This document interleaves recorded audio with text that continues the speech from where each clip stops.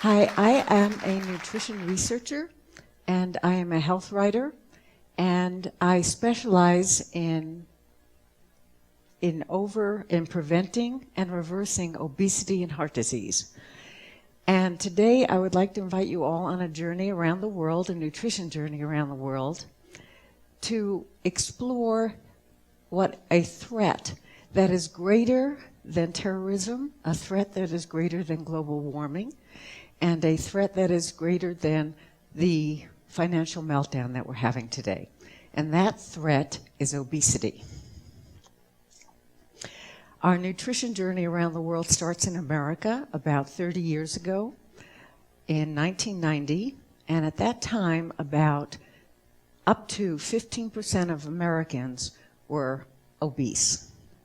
10 years later, 20%, up to 20% of Americans were obese. And 2 years ago, in 2010, about 30%, up to 30% of Americans were obese.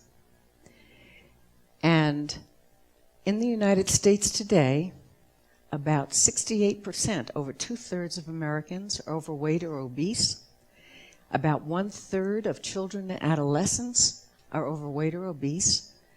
And 32% of infants are obese or at risk, 6 months old, are obese or at risk for becoming obese.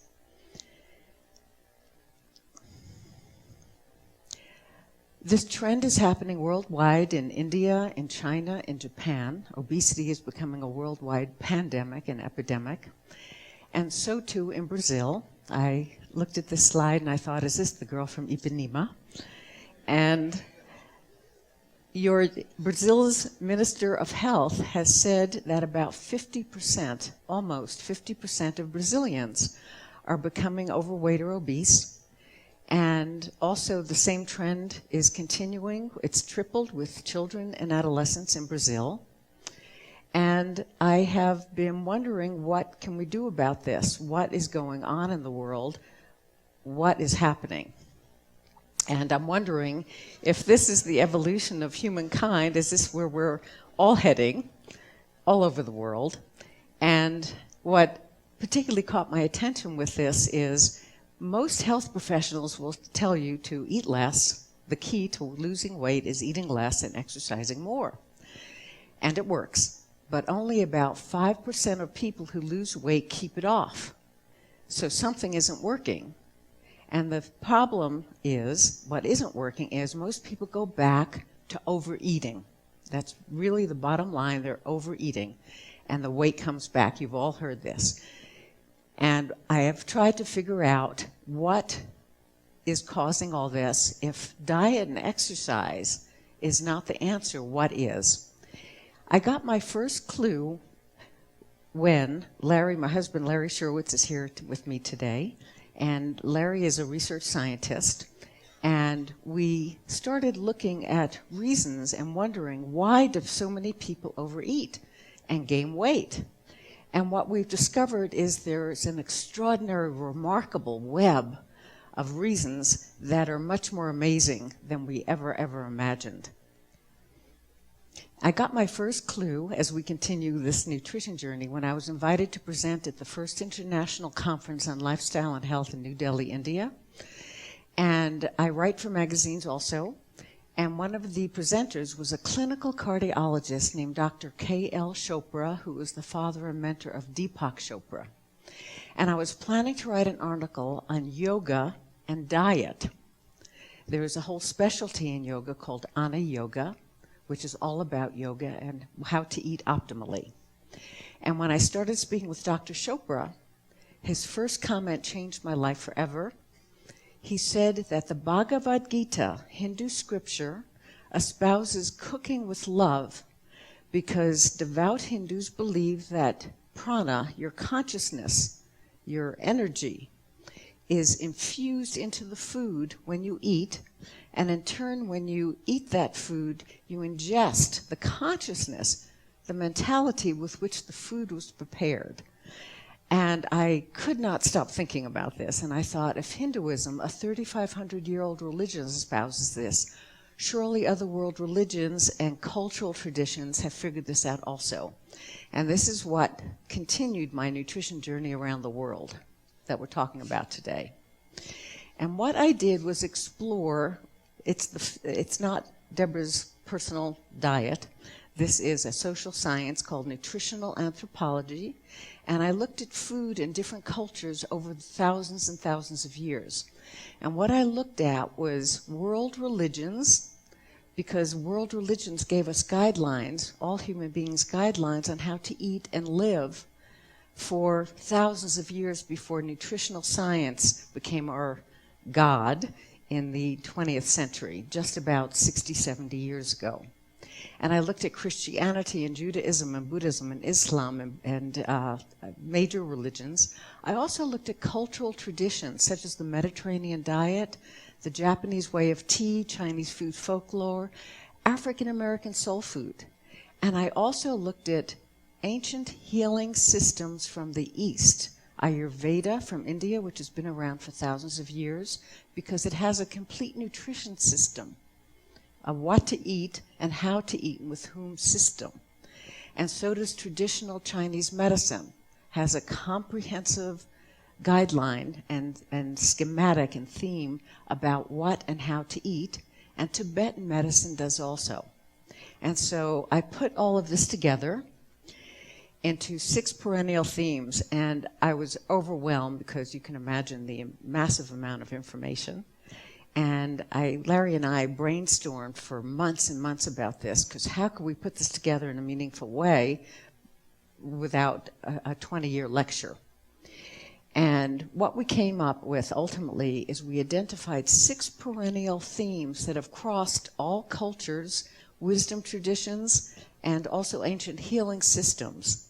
And these themes are, theme number 1 is to eat fresh whole food in its natural state as often as possible. That means fruits and veggies and whole grains such as millet and barley and buckwheat and brown rice and bulgur. And also legumes, meaning beans and peas, a huge part of the Brazilian culture. And also nuts and seeds, with lesser amounts of fresh, ideally grass-fed free range, fresh, authentic food, dairy, animal-based food that we evolved on, such as poultry and dairy and meat, beef, and also fish. Perennial theme number 2 is to be aware of your feelings before, during, and after eating. We call this today food mood research, but what this means is that your emotions have an effect on the foods that you choose, and the foods you choose release natural hormones that affect your emotions and mood. The 3rd perennial theme is what I put under the umbrella of spiritual nutrition, which is to bring moment-to-moment, non-judgmental awareness to every aspect of a meal. We call this mindfulness. Is to also, have any of you, when you were growing up, did you ever bless food before you ate with your family, a meal with your family? The 4th perennial theme is to appreciate food and its origins from the heart. Not just blah, blah, blah, thank you, okay, but to really appreciate the food. The 5th theme is to create union with the divine, with the mystery of life, by flavoring, in quotes, food with love, which is what Dr. Chopra was talking about. He was talking about infusing food with love. The next theme is to unite with others through food.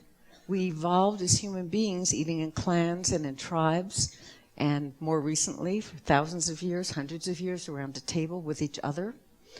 And we've gotten away from this, but this is what I call social nutrition, to eat with others in a pleasant atmosphere. And what we ultimately call this is whole person nutrition, because these 6 perennial principles, Larry and I realized, break down to what we call the 4 facets of food. When most of us think of food, we think of the effect food has, the vitamins and minerals, the effect food it has on our weight, and the effect food has on our health, vitamins and minerals on our physical health. But food also has a huge, profound effect on our emotions, which I call psychological nutrition. And the next facet is spiritual nutrition, eating with mindfulness, with gratitude from the heart, and with love, as Dr. Chopra alluded to. And the fourth facet I call social nutrition, which is to eat with others in a pleasant atmosphere. A stunning, amazing, remarkable study that embodies this, and I write about many of these studies. This is one that I think will capture your attention in terms of the four facets being more than just my opinion.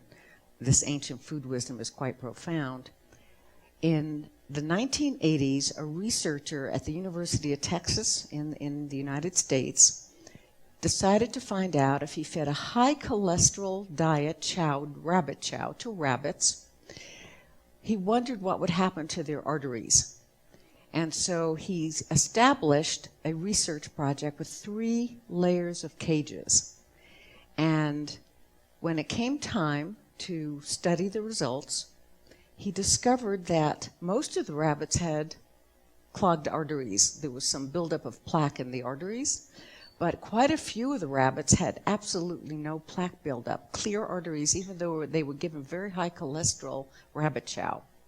He couldn't figure out why, and so he retraced every step of the study, and he found out that the diminutive petite research assistant who fed the rabbits would take the rabbits in the middle cages out when she fed them.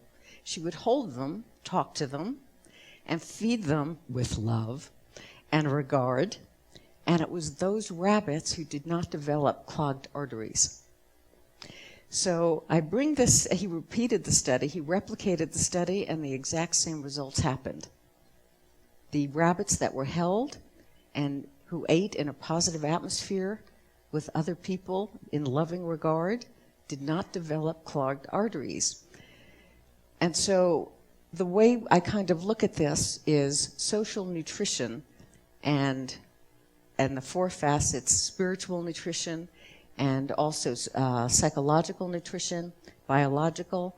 All of these, what these tell us is your consciousness, which is what Dr. Chopra alluded to. The consciousness with which you eat has a huge effect on the way food is metabolized. That's really quite profound, way beyond calories and weight gain. Larry and I still wondered, does this have anything to tell us about overeating, overweight, and obesity? And we got our first opportunity to find out a bit more when the editor of a magazine called Spirituality and Health Magazine contacted me to ask me to write an article about these 4 facets of food. So I did. And I also developed a 18-lesson e-course, 3 e-course lessons a week over 6 weeks that was put on their website. And we also developed a 79-item questionnaire about all these eating behaviors I've been talking about in terms of the biological, psychological, spiritual, and social nutrition, the 6 perennial secrets. What was amazing about this is, I'll have to look up here, more than 5,200 people participated in this research study. That's a lot. And we also used what is called in statistics a factor analysis to find out if all these 79 items would cluster together in some meaningful way that we could help us make sense of all of this, if it meant anything. And, well, they did cluster together. And what we discovered, what we identified, was a cluster of 7 eating styles out of these 79 eating behaviors. And we call each one an overeating style. And what's stunning is all 7 overeating styles are statistically significant in terms of overeating. It's not just sort of, gee, you ought to eat this way. They're all statistically significant. Most of them were statistically significant in terms of becoming overweight or obese. That was stunning. These are really quite brand new, and this is what they are. These 7 overeating styles. The first one is called food fretting, and that means worrying about food, eating the best way possible, dieting, thinking about good food, bad food, legal food. Isn't that a stunning concept? I still haven't adjusted to it, that we project moral qualities on ourselves and the food. Good, bad, sinful. I don't know what that is. That's a whole other lecture. Number 2 is emotional eating. And is that coming up? Is task snacking. And that means eating while you're doing other things, in front of the TV, while you're driving, in front of your computer while you're working. Become very normal for many of us. The third overeating style, many of you are familiar with this, is emotional eating. And simply put, that means eating for reasons other than a healthy appetite. But it usually means eating out of depression, negative emotions, depression, anger, and anxiety, fear, whatever. And what's interesting about this is, of all the overeating styles, although all of them were statistically linked with overeating, emotional eating was the strongest predictor of overeating and ultimately weight gain. Number 4 is fast foodism. The American, I don't call it food anymore, food products have been circulating all over the world for the past few decades. And the more we eat American food products, taking, again, not fresh whole food, the more it's likely you're going to overeat, and the more likely you'll become overweight and obese. Solo dining is, most of us, more often than not, eat alone instead of with other people in a pleasant atmosphere.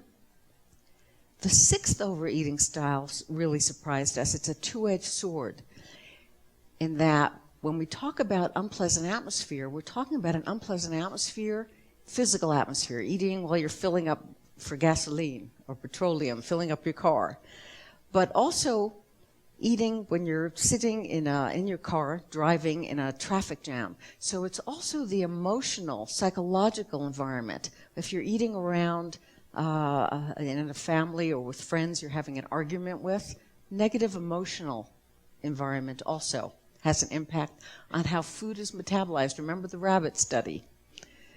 The 7th is sensory disregard, which brings us a bit closer to Dr. Chopra's presentation, comment about prana, infusing food with love. Because sensory disregard, not taking time to taste the food, to smell it, to savor it, has a lot to do with how the food is metabolized. Eating mindlessly, not appreciating it, not eating with love. And this ties in a strong way with the 3 healing systems, because Eastern healing systems, optimal nutrition is based on the 6 tastes in food, such as bitter, sweet, salty, astringent, pungent. Very different relationship to food to bring your attention in your mouth and actually eat the food and eat when you're eating. The 7 overeating styles, I'm sure this is not surprising any of you. I'm sure many of you are sitting there going, this is how I eat.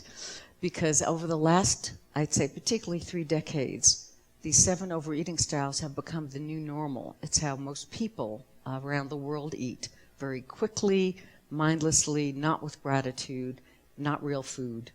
And they've become the new normal. And the other words up here are nutritional deficiencies, because what the 7 overeating styles are teaching us is that there are many more reasons we overeat besides diet and exercise or emotional eating. So that's rather stunning, and it gives us a clue why dieting and exercise doesn't work. There are many more underlying reasons to this. But what's also powerful about the 7 overeating styles is that it tells us that food has an impact, the vitamins and minerals, on our health, but also our emotions when we eat have a huge impact on how the food's metabolized. And if you're not eating mindfully with gratitude, with love, with others in a pleasant atmosphere, the food is metabolized in a different way, and it's a mystery, but it is. Here is the good news. It's relatively easy to go from overeating and the 7 overeating styles to not overeating and a normal weight. And that would be the antidote to fast foodism. Let me look up here, is to eat fresh whole food in its natural state as often as possible. For emotional eating, that means getting in touch with your appetite and eating because you have a healthy, wonderful appetite.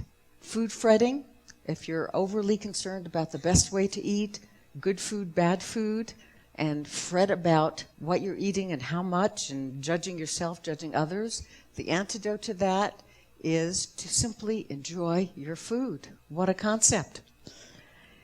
Task snacking. If you're eating at your computer very often, driving mindlessly, again, simply pause for a moment and eat when you're eating. Unappetizing atmosphere, as often as possible. Choose a pleasant physical atmosphere. Choose a pleasant emotional atmosphere when you're eating. Solo dining, as often as possible. Eat with others, co-workers, friends, family, in a pleasant atmosphere. And if you're by yourself, think of some wonderful people you love. We can all learn from the rabbits.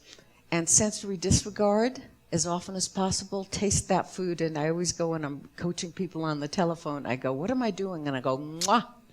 We all know that in Italy, for example, they're pausing and tasting that, I don't know, fresh tomato sauce. I want to thank you for joining me on this nutrition journey today, and may all of you be nourished in the future with food from the past. Thank you.